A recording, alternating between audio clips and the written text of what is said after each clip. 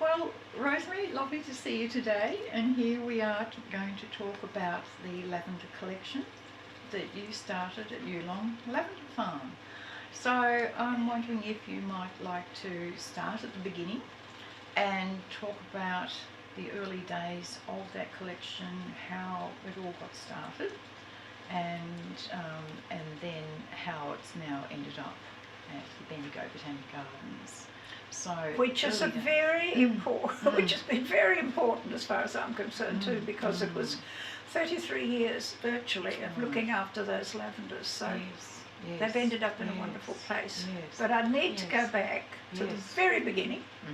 And at the very beginning, I bought some land at Mount Egerton, which is in West Central Victoria, and we had 40 acres eventually. And I was thinking about what you could do on the land, and as the business partner I had, the two of us, we were nursing in Melbourne, and I thought, right, it's got to be something that we're not there all the time for. And I saw a calendar photograph of Norfolk lavender in England, and I thought, now that looks something that you could grow. I did a bit of research on it, thought you could grow it, you could leave it for a while. It's not like having stock. If you're not going to be on your property every day, I think you've got to have stock to be looked after by somebody. So anyway, we looked around to see how you could buy some lavenders. And if you wanted to buy lavenders or run a nursery with lavenders in the early 80s, you probably would have gone broke because there were no lavenders around. I looked, I researched, and I could find possibly 100 lavenders, but that was all. So the answer was to be that they had to come in from overseas as seeds, and the seeds, there's no quarantine for seeds, they come straight in, and they had to come in from Holland. And there was a company down in the Mornington Peninsula who grew the seeds for us initially. And I measured out the rows, and I thought, oh yes, we need about 100 plants there, that'll do. I finally had another look at it all and measured it out more accurately and thought, whoops, I need 1,000. So I rang up and said, can I have another nought on the end of that? And he said, no, it'll all have to come from seed. And we'll get it in from Holland. And the thing is, which people should understand, you don't grow lavender from seed because it is never true to form. And initially, the 6 or 7 varieties we got in from Holland, when they were planted out in the ground, angustifolias and intermedias, I might talk about that in a minute, but you could tell they'd been from seed. You looked up the lavender rose, and pale, dark blue, light blue, flowering a week later. The variation was absolutely amazing. So I thought, right, that's proved that point. But some of them had a lovely dark blue colour, and as we harvested, we marked those bushes.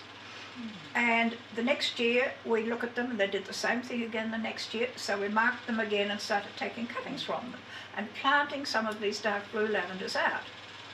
And it was over about 10 years before we finally developed this beautiful dark blue lavender, which was called Egerton Blue by the Botanic Gardens.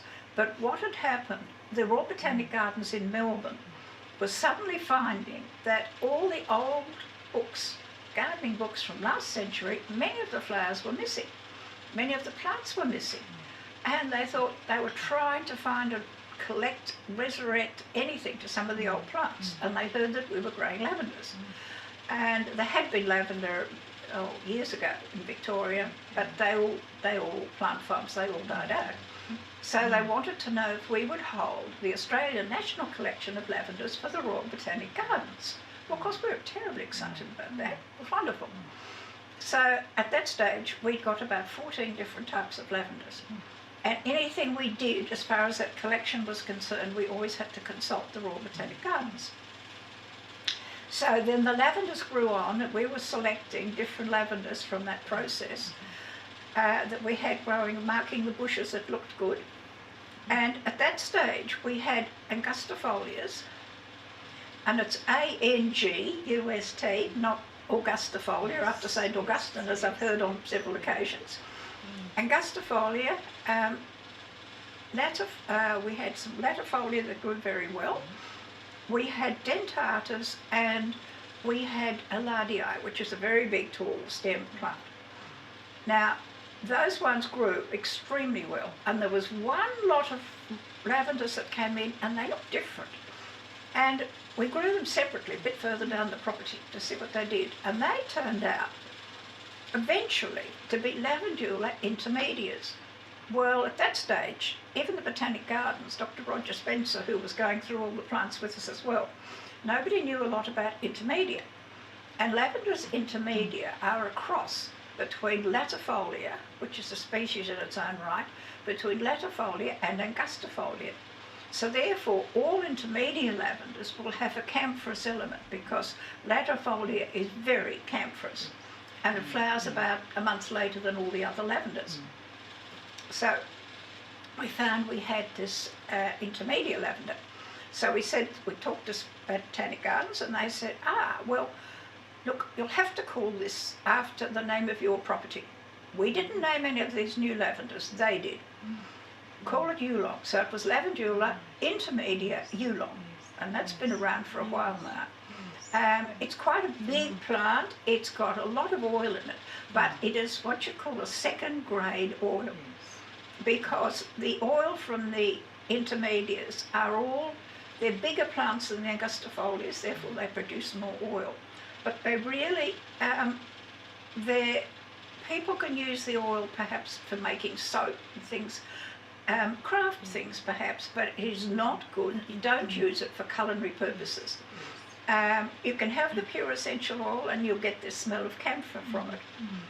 But it's certainly not for culinary purposes. And all the different varieties of cultivars that are around, hybrids that are around, of the intermediate lavenders are interesting to have in gardens. And they flower a couple of weeks later than the angustifolias, and the last sort of flowerings are the latifolias. Anyway, time went on, and we grew all these plants, and they grew very well. We didn't irrigate, we just ploughed up the ground and put them in and hope for the best initially. But we have to check, a pH needs to somewhere about 6.5, 7. We didn't have any limestone country, that was it. But we did put lime on the plants every year. We didn't irrigate, but the rainfall varies so much these days. But the rainfall was always good enough over the years we were there. And anyway, in that collection from the original days, these dark blue lavenders that we looked at, because in the dark blue lavender range, there is one called Hidcote, which is a small bush, developed at Hidcote Farm in England. And Hidcote was a small dark blue bush. And there's a couple of other little dark blue ones which aren't around anywhere in nurseries, but Hidcote you occasionally see in a nursery. But the other dark blue ones were small varieties as well. This dark blue one we developed was much taller, a stiff stem, and it had quite a big head, and it had when we eventually got it tested for oil through laboratories in Melbourne, they checked it for 3 years, and it had a very high quality oil.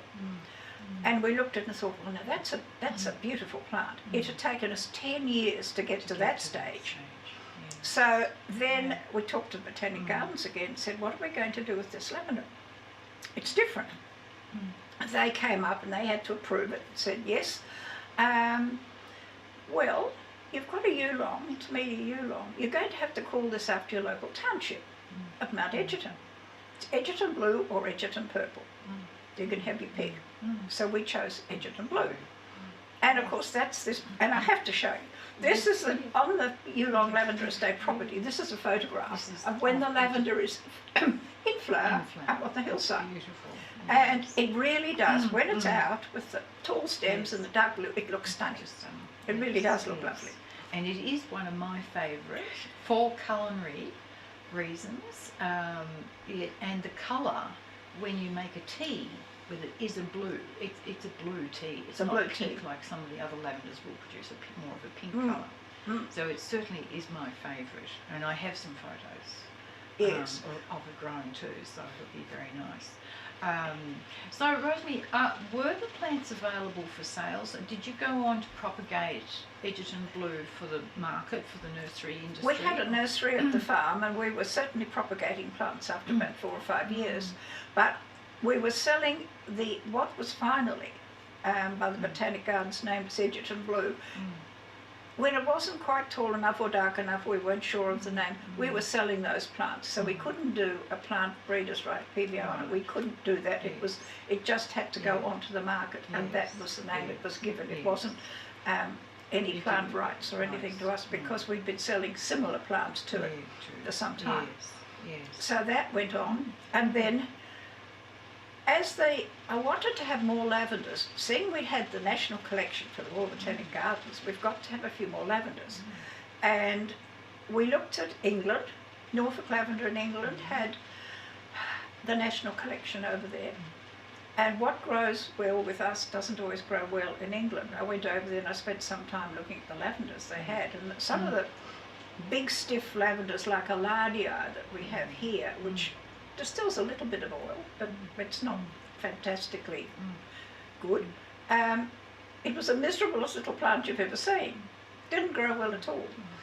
But anyway, they had a big collection of lavenders, and they sent out, the head gardener there sent me out 3 or 4 different varieties from their Norfolk lavender property. So that was fabulous.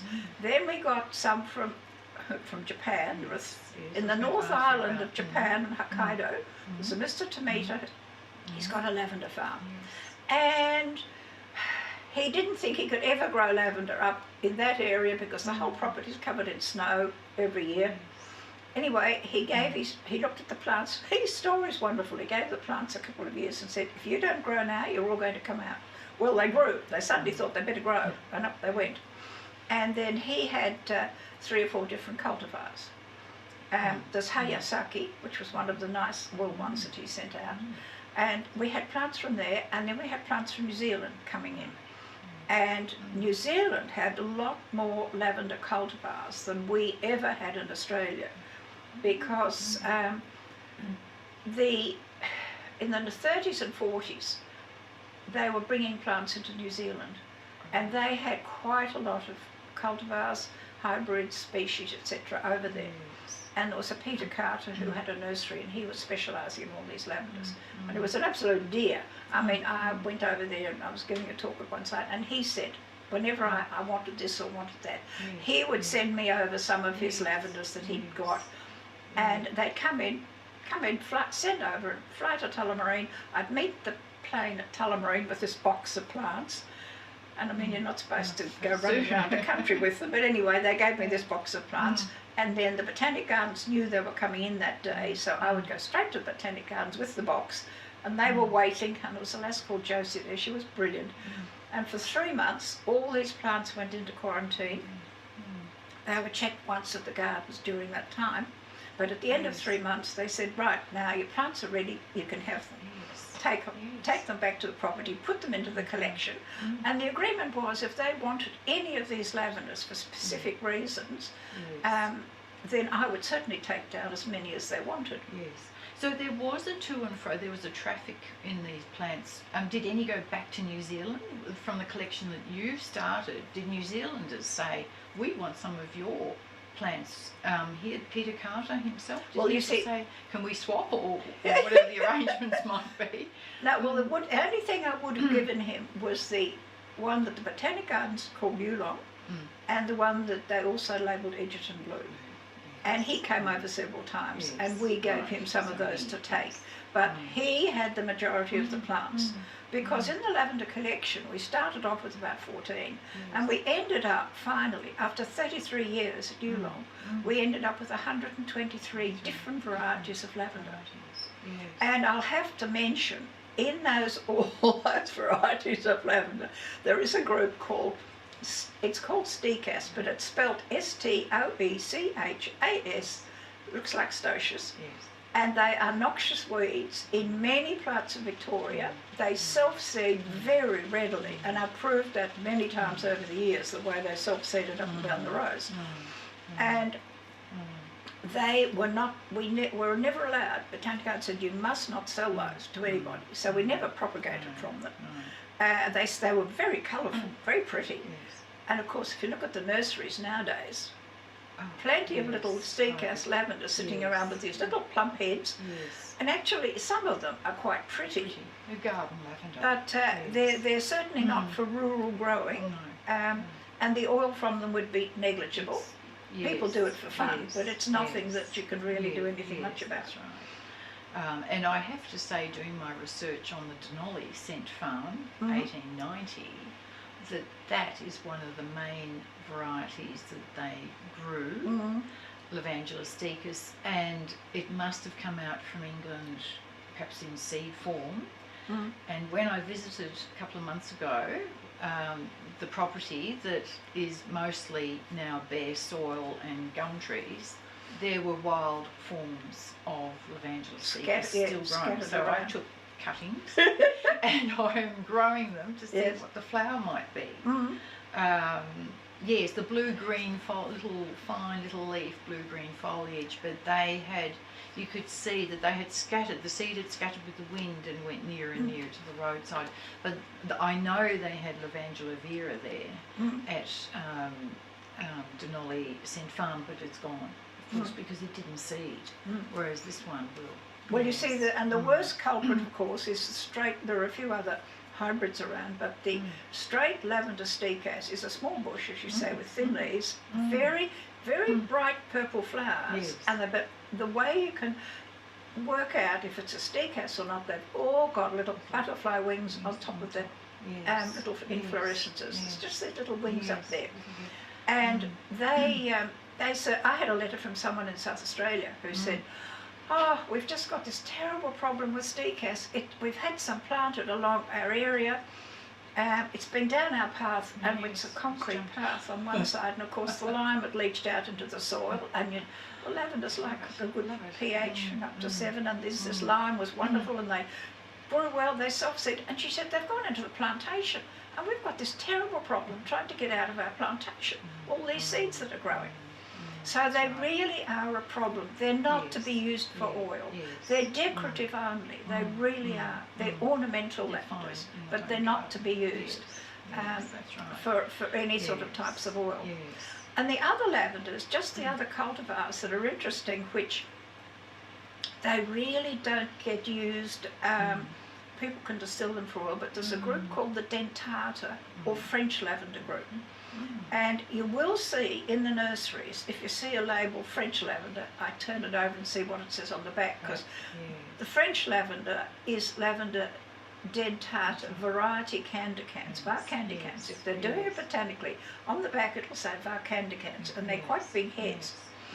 And I noticed you've got them here. I did. Rosemary. And look, I've got some of these. This here, if we look at this, these heads here are the dentata candicans, the true French lavender. And just to confuse you, and I haven't got one of these at the moment, but the candicans, there is a smaller form, just a slightly smaller form of this dentata. But this other one here, this is one dark blue, and this is called Monet. And that was bred in Monet's garden, Claude Monet's garden in France. And it's a small dark blue, very pretty. I think the leaf is different. And I've got a leaf, I'll show you a leaf too. Look, this one here is another one, and this is called lavender paleface. And it's much, you can see the difference between the colour of the paleface here, the Monet, and then the actual dentata. And they really, they're very different. And look, there's another one I've got in the garden here. I had to bring some of the collection with me when I moved from Ballarat, from Yuulong into Ballarat. And look, another way you could always tell a dentata lavender is by the leaves. All the leaves of every dentata lavender are toothed or notched. It looks as if someone's taken a bite out of every side, but they're toothed or notched. And if you see that, and you go around a nursery and you see labels saying something, and you look at it and thought, that's a dentata, they haven't got the label right. They don't get very happy if you tell them. But this is, the one thing about this was, it's got variation. It's the only lavender that's variegated. and it was bred in America by Tom DiBaggio. Now, you might be able to just see the difference in the foliage. It's got this little tiny yellow bits and pieces. There's a good one, going up and down the leaves there. And it looks like it's got a virus or something, but it hasn't. This is actual bred into it, and it's been propagated from many years, and it always propagates it the same way. So that is a permanent fixture. So it would be attractive in the garden when there's no flower at all, because it will have this variegation in the colour of the leaf. You do. So during the months, more the summer months, when there's no flowers, you still get that pretty mottled green leaf. Yes, exactly. And you won't find this in nurseries. No. This is not available in nurseries. And you're very unlikely to see a Monet occasionally, and you'll never see the pale face, because that's not around either. They're part of what with the collection. A lot of the collection plants are not available in the nursery. And it happened that when finally, after 33 years, we decided to sell Yuulong and move into Ballarat, I looked at the collection and I thought, I'm going to sell this property. For 33 years, for the Botanic Gardens, in the days before computers, a lot of computers, you had a card for every single plant, and you hand wrote every single detail, growth, height, flowering, on a card. And we had 123 varieties, and we had all these cards. And anyway, it was a lot of work maintaining the collection. I thought, I'm not going to leave that on the property for somebody who may not be interested. And the people who decided they would buy Yuulong had come from New Zealand, were coming from New Zealand, but they weren't interested in nursery plants. They were looking at the tourist side, and they weren't interested in the plants. So I rang up the Botanic Gardens and said, help. Now, what do I go to? I don't want to leave this here. And they said, no, we'll take all the plants up to the Botanic Gardens. Every plant that was in the ground, we had a parent plant in a pot in the nursery. So if anything happened to one in the ground, we had replacements. We always had to have replacements of everything.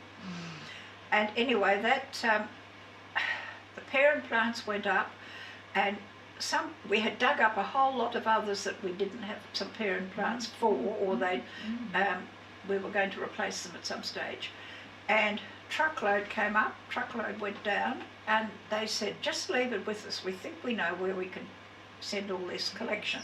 Because they didn't want to hold it all down there, I'm sure.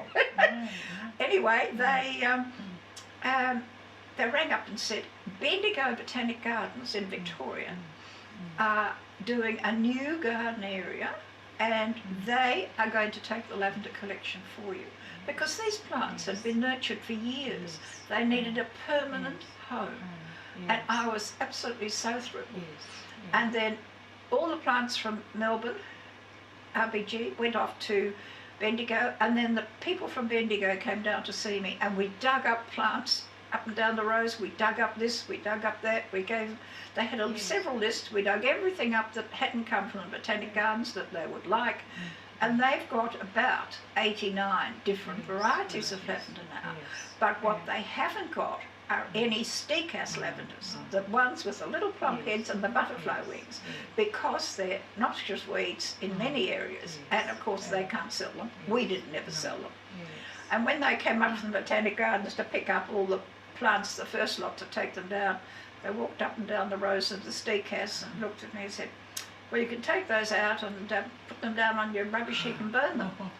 I thought, oh, because that was, some of them were very interesting. And most of these lavenders come around the borders of the Western Mediterranean countries. Yes, exactly. Yeah, rocky hillsides. And they do. They've come, some of them come from Spain, some Portugal. And the fact that, by the way, the dentata is called French lavender, it doesn't say it comes from France. That's a name that's been put to it. Yes. And people think that it's specifically France, but it's not. It's all around those borders. So anyway, all the collection went up there. We dug up what we had. They were very interested. They've become so interested in this now that they've got a big circular bed at the gardens. If anyone's down in Victoria and wants to go to the Botanic Gardens, it's worth having a look. And they did drainage. Initially, they built up the bed. They did irrigation in case they need it, but Bendigo does get very hot sometimes. Yes. Anyway, they've set it up beautifully, and they're very interested in it. Yes. I've been up there and I've talked to the groups, even their students, several times about all the different lavenders and how initially, you know, the problems we had sometimes That's right. getting into this country. Yes, so it's a wonderful story to hear that the collection still survives and thrives, and it must be a great tourist attraction for Bendigo, for the gardens themselves. And I do hope to go there and photograph this year if I can. It's a little bit early because we are now in winter, but I do hope to. And Rosemary, so I noticed you have a book in your hand which I do want to talk about, the TALGA's 20 years. Would you like to speak about that, which was another project of yours? I think you were you still at Yuulong when you started writing? No, I tried, but I couldn't till we moved. No, I had the Lavender Growers Association, which is very special, and it's really spread so well in all the states of Australia. But in the years at Yuulong, because we were in the early 80s, 90s, early 90s, there were no people growing lavender, except for the farm in Tasmania, which had been there for many years. But we were the only one at that stage growing lavender on the mainland, and people used to come in and to have a look. We were open to visitors, and people used to come and look, that's what I could do, because if they had a bit of, at the time, sheep prices were down, cattle prices were down, and they thought, if they could have a little bit of land, mainly the wives, we can plant a bit of lavender and grow that, and we could do things with it. And it got to the stage that I had to start running seminars, which I did for 17 years, on the commercial growing of lavender. Then we started the Australian Lavender Growers Association at Yuulong, because it had to happen. And we had 300 people from around all Australia who'd sent in letters saying, when you form an association, let us know. And we had, when we had the launch of TALGA, we had 122 people, and they came from most, except for the Northern Territory, they came from all states around Australia. And it was a fabulous day. And then all things from the Lavender Association. This is fairly important, you know. People should realise that we formed the association and we had a board. And that board met. And here we were, new growers, young growers, all enthusiastic. And we decided that we would have an international lavender conference the following year. This is 1996. 95 it was formed. 96 we said we'd have a conference. And nobody in the world had ever had an international lavender conference before. And England had been growing lavender since, well, early last century. France has been growing lavender for centuries. Those two great lavender growing countries, no one had ever had an international lavender conference. We were going to have one in Australia. And it was absolutely fantastic. It went ahead, we had so much help and support, and the head of the Norfolk Lavender farm in England, he came out, and he was the main speaker for the conference. And look, it was extremely well, and then people kept interested. Some people would fall off, say, no, we're not going to do it now. Other people would want to grow ahead. And anyway, the absolute Australian Lavender Growers Association, known by many people as TALGA, which it's got on the front of the top of the book up down there, TALGA.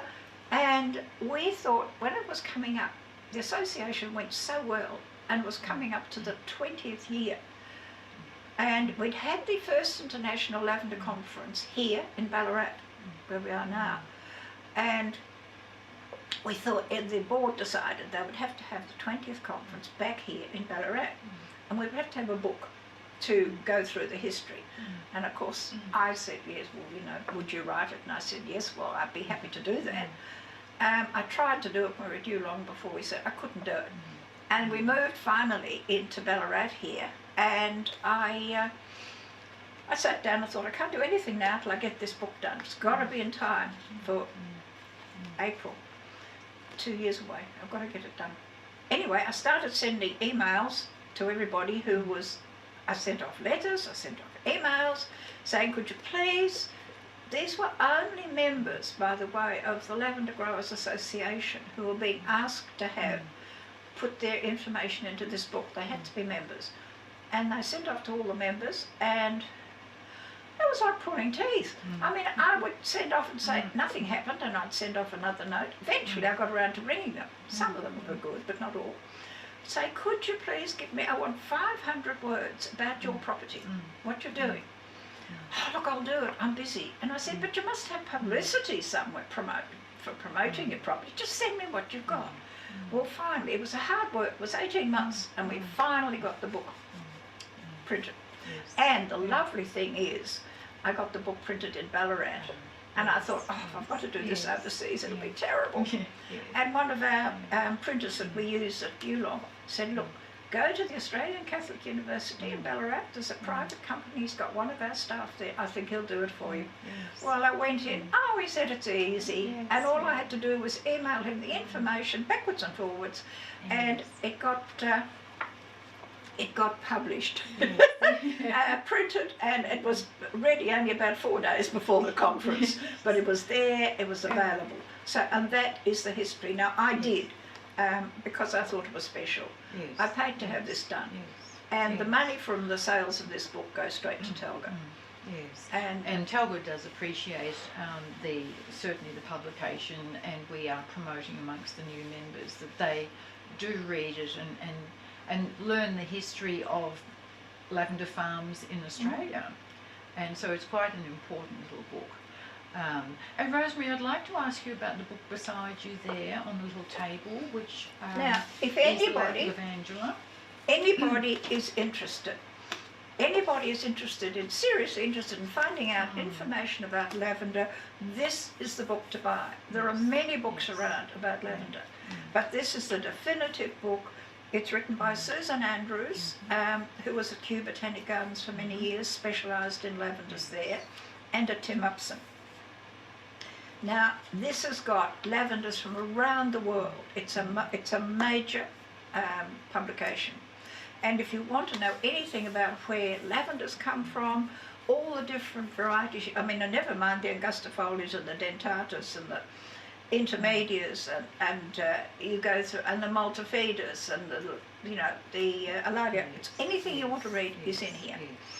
And this is a fabulous book to be reading. It's really a Bible. It's a lavender Bible. It is. It's a lavender Bible.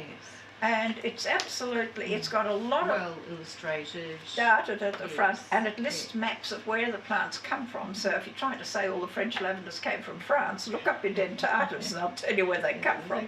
Because it's mostly around the borders of the Western Mediterranean. But you see there are coloured illustrations as well. It's lovely. And it's a very good book to read. It's well worth anybody reading, and it tells you about oils as well, so that's very important. So thank you so much, Rosemary, for informing me of the history and the story of the collection, because I wasn't fully aware of how the collection started at Yuulong, and it does show what drive and passion I think yourself and Edith Anderson must have given at that time, and you were pioneers, because really it hadn't been done before in Australia. So not only is TALGA very appreciative of this, I'm quite sure, the world of lavender, which is now the United States, it is the United Kingdom, and it is New Zealand. We've all got our associations happening. It's wonderful to see that that groundwork was done, and we can share that information. It is. Look, it is good, because it has spread, and it has spread very successfully. And the Lavender Growers Association has got contacts, memberships in America, New Zealand, Japan, Australia, England. It's growing, and it's very important. And apart from, I would say, if anyone wants 2 books, you've got to read all about your lavenders properly, and there's the one. With the history of the local. And of course it's winter time here, we can't see, but I've seen your lovely garden here in Ballarat, and you have lavenders in the front of your garden, and you have lavenders in the back of your garden. So lavender lives on, and it's wonderful. So thank you very much, Rosemary. Thank you, Fiona. Oh, I've enjoyed that. That's lovely. Thank you.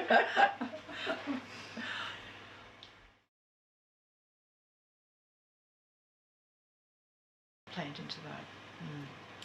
For the Okay, months now in the close-up, how do you want to see the close-ups? Oh, I have no idea. I'll just what I'm doing is just picking up a headshot at the moment of that, and then it's really we have books. Yes. They're getting quite big. Yes. Yes. Well, I've got your pale face back at Berkeley, which is lovely, and I'm not sure under the bush when I had the student last week, because it could be anything. So I'm growing them on to see if they are pale face or they might have been one of the others. Yes, they're under the bush itself, but I know cutting is. There's a church fete coming up for this one for pale face because no one will have seen it before, and I keep telling them it's rare and special. They'll all have to pay for it. Look, the brides are the ones. These bunches of dentata for fresh wedding bouquets because the roses they want fresh. They want to be mixed with something wedding flowers. They were all carrying. Yes. Oh, I went into the church, and if you do say 4 or 5, then you push them together. The next lot, and I came down so that it was about this size, and they were tiered. Yes. And you see that they were tightly. The heads couldn't go wilting forward. Yes. And they look quite nice. Yes. Oh, they would, and they have a scent. You know. Yes. It's nice. It's some smell. Yes. Yeah. It was raining very heavily when I went out to grab these, and I didn't. Yes, you see, you can see how fat. But the Viridis, look, it's quite interesting. But the and it's very different. It is. And it's classified as straight dentata, whereas that's candy cans. Yes. And I mean, Susan confirms. She's confirmed it is that, so that they could be. Right. Yes. It's not Yuulong anymore. No. No. I sent an email to Simon, this pie. He's in France at the moment, and said, Simon, if you're in Ballarat, I'd like to talk to you.